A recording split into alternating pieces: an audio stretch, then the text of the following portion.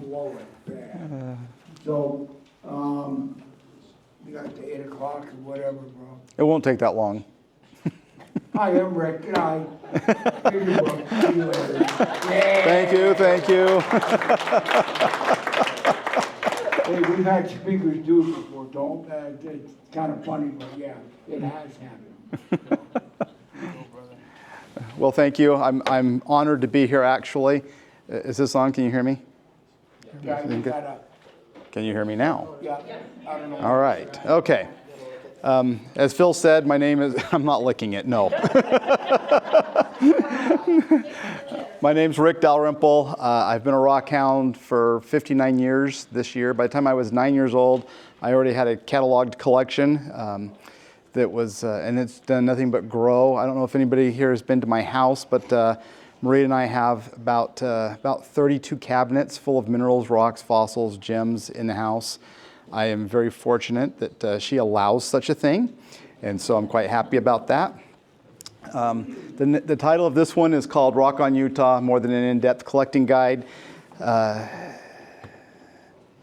So that's the front cover, the spine, and the back cover. The back cover, the art there, I have that specimen. It's about that big.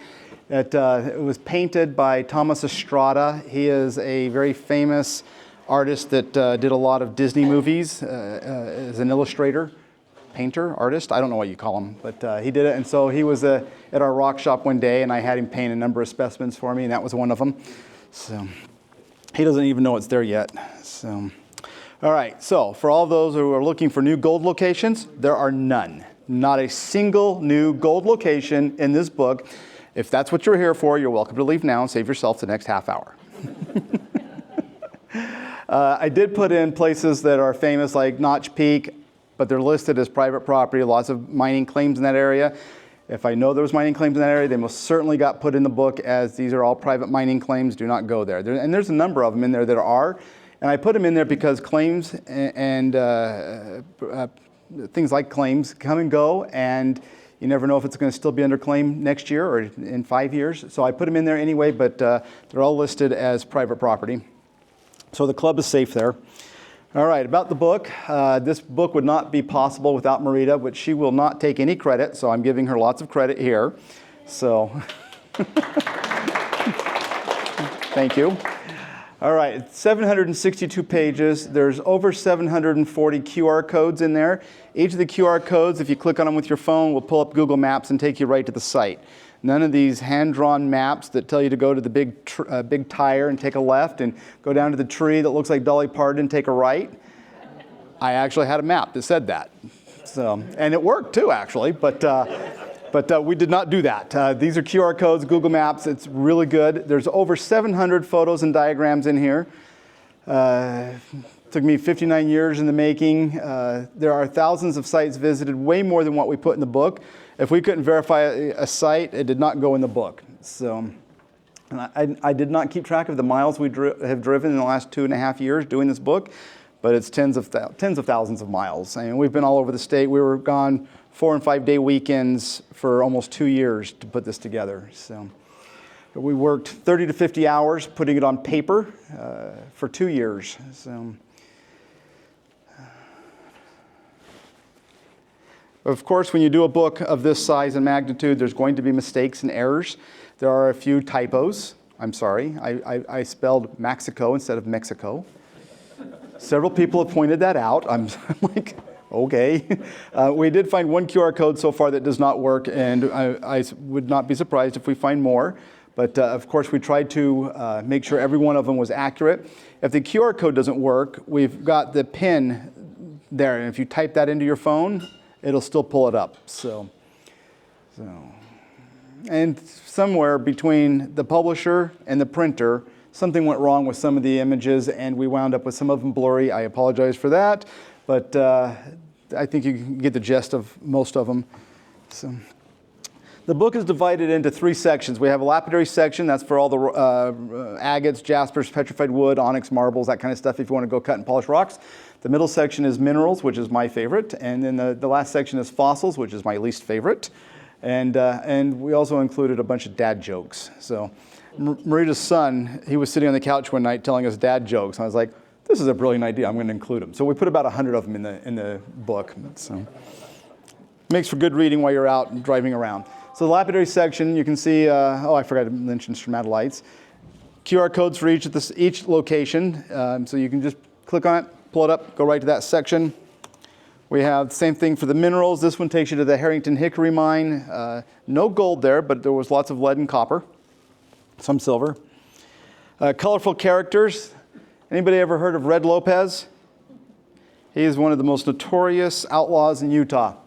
He killed more people in one day than has ever happened in law enforcement history. He killed a guy in a bar over, nobody's for sure why. They were in a squabble. He was an expert marksman, and he killed this guy, Juan Valdez, in a bar. One account says it was over a woman, and one account says that Valdez had killed his brother years before, and he finally caught up with him and killed him.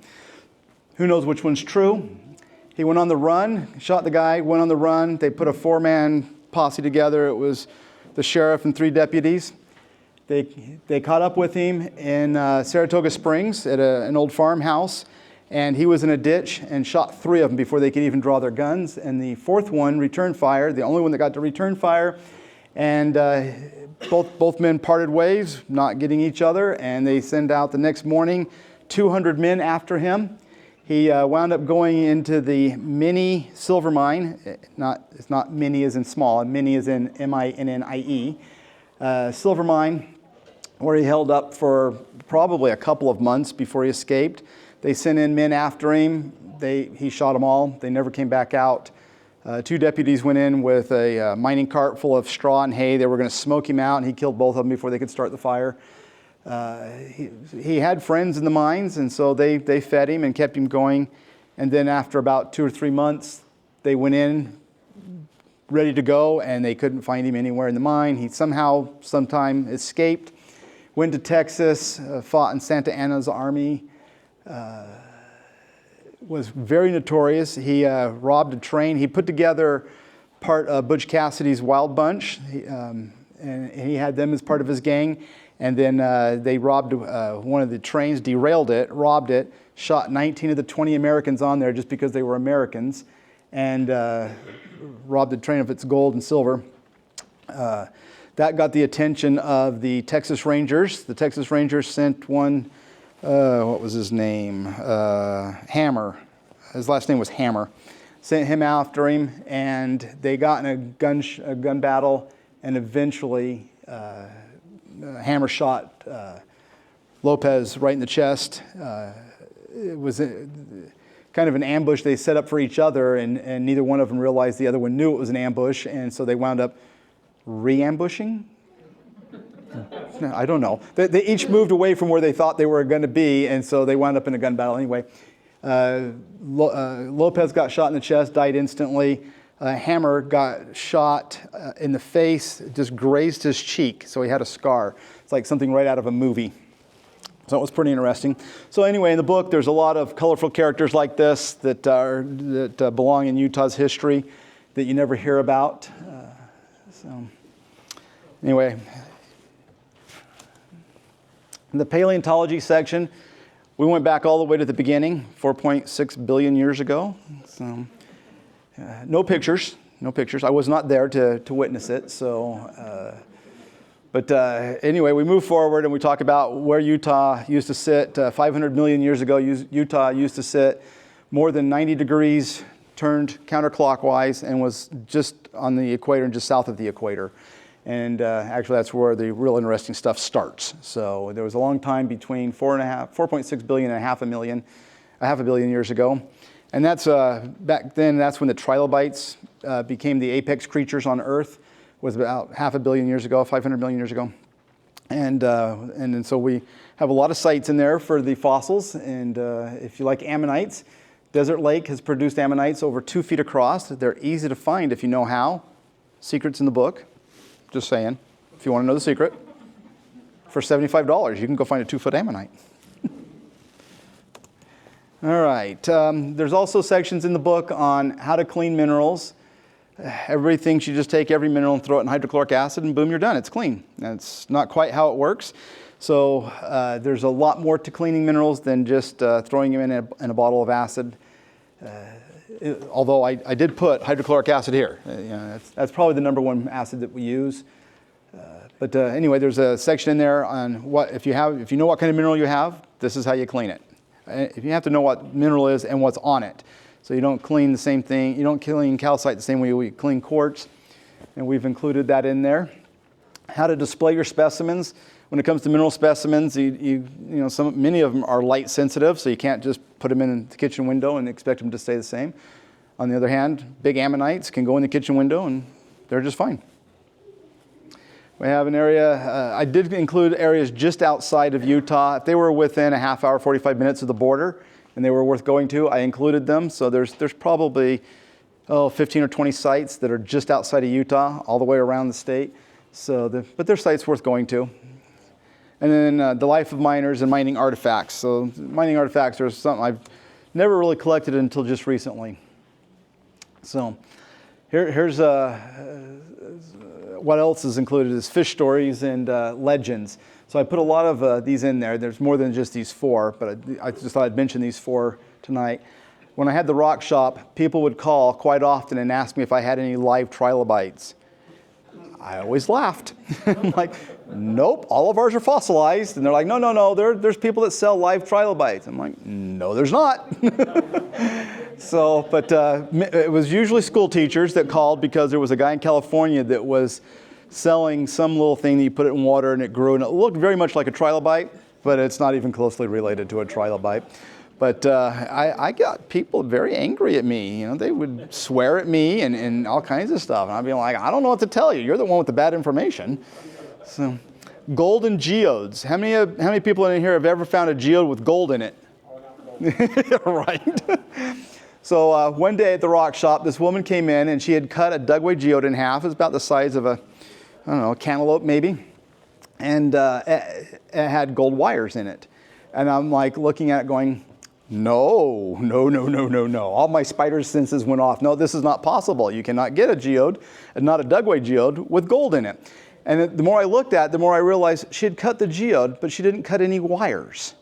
All the wires were just perfectly in both sides of the geode, not cut. And so I asked her, I said, how did you cut this without cutting any of the wires? And her husband was like, see, I told you he wouldn't fall for it.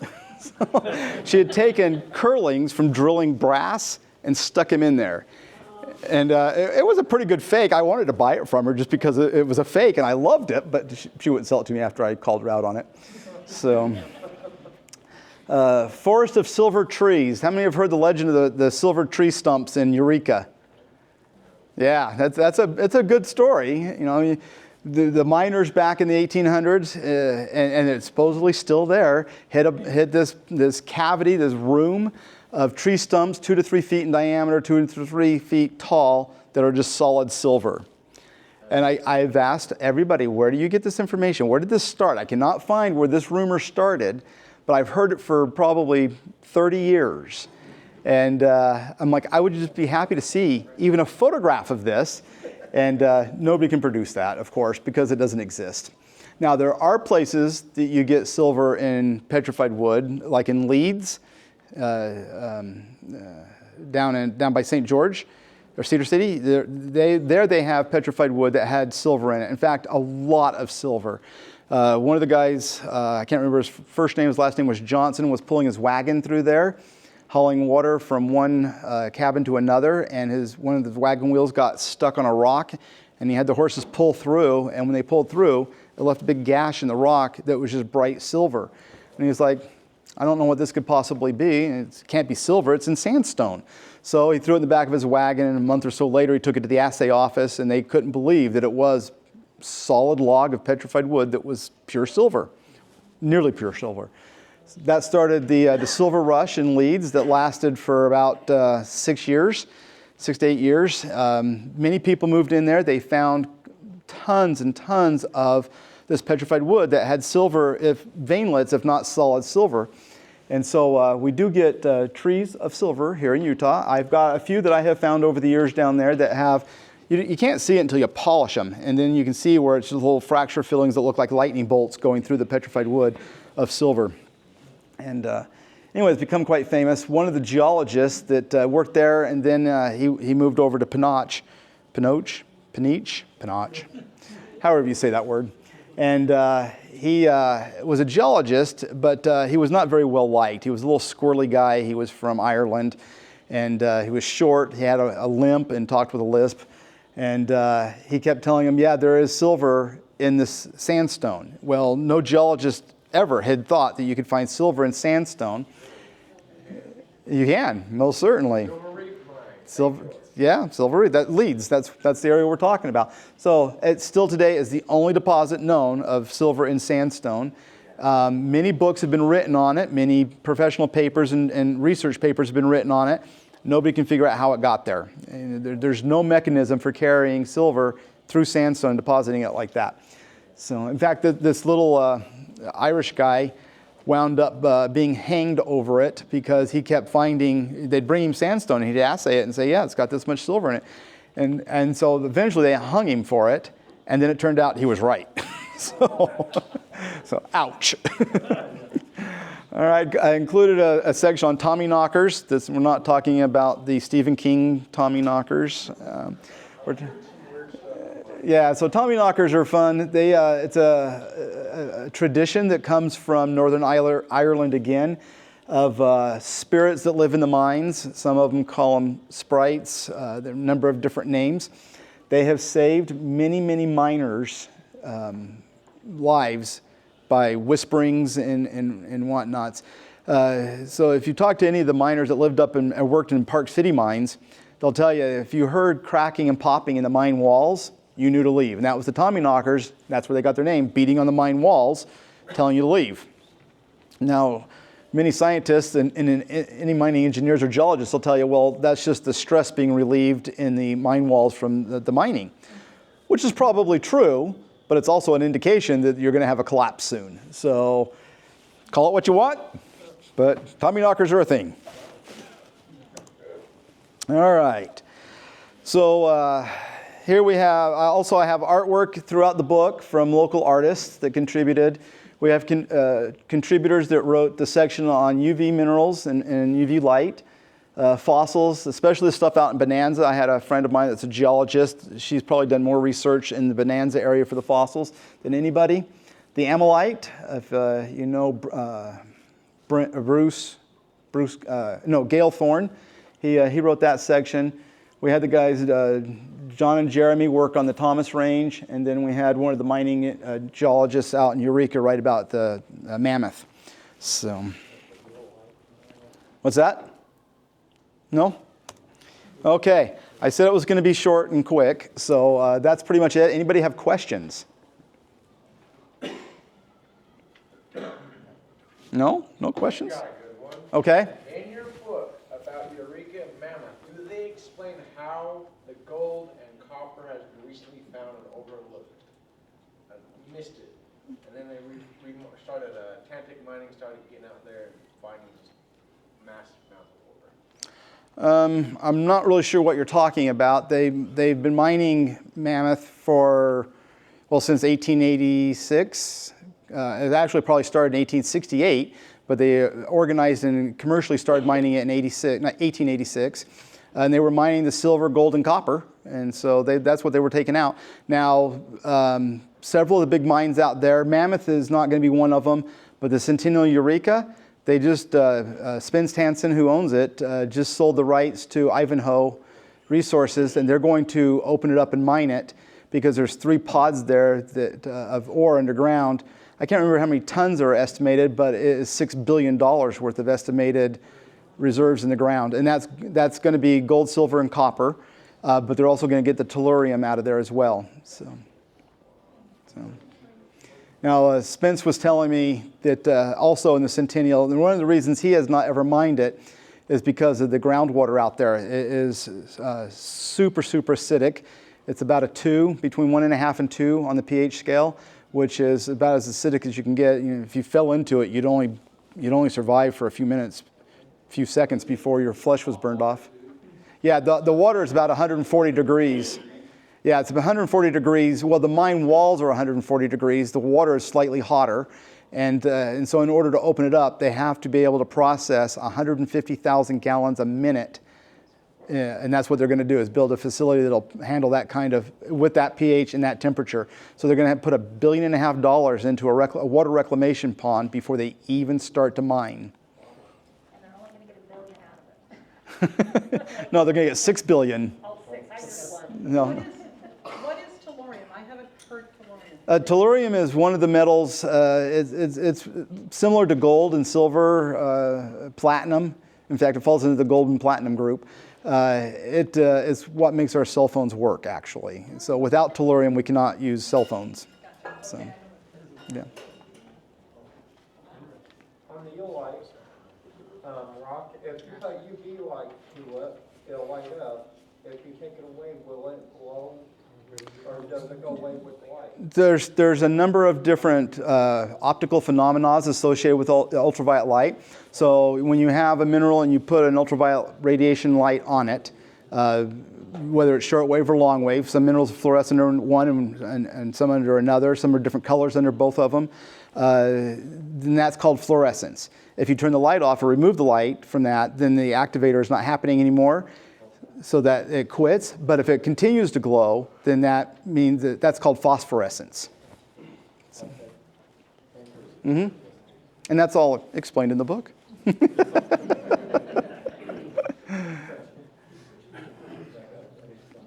Any other questions? I didn't mean for this to sound like a sales pitch for the book, but... We're joking. We love it. You've been very good. Thank you. Okay. All right. Thank you.